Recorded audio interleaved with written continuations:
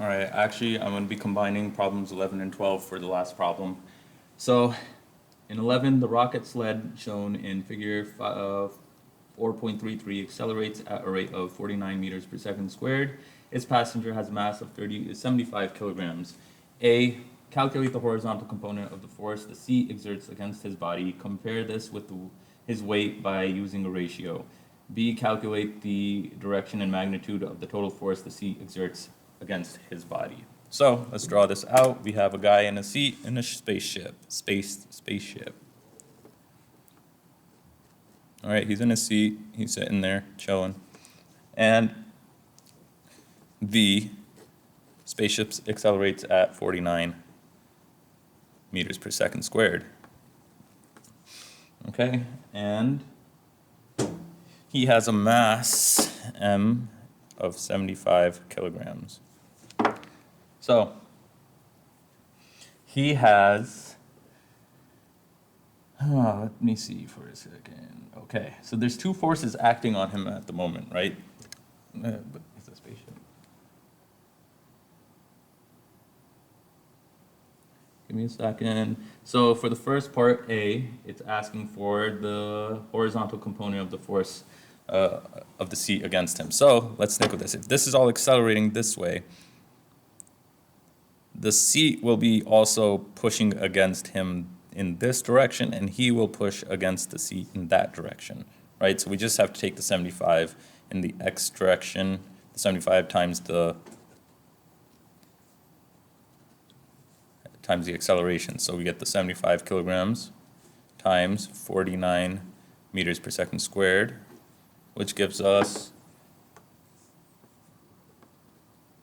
3,680 newtons.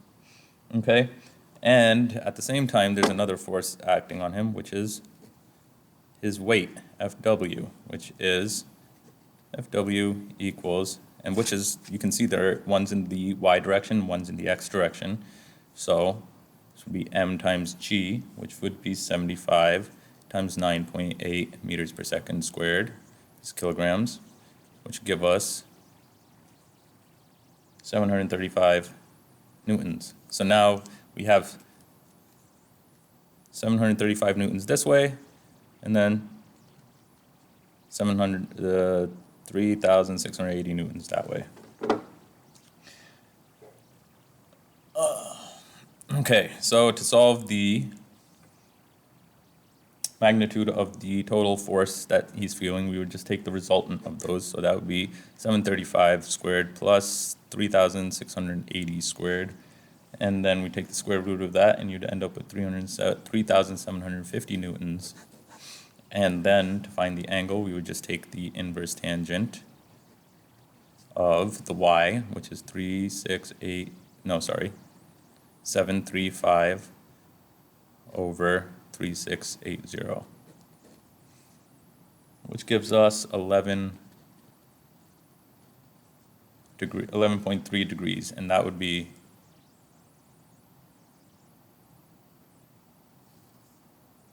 north of east.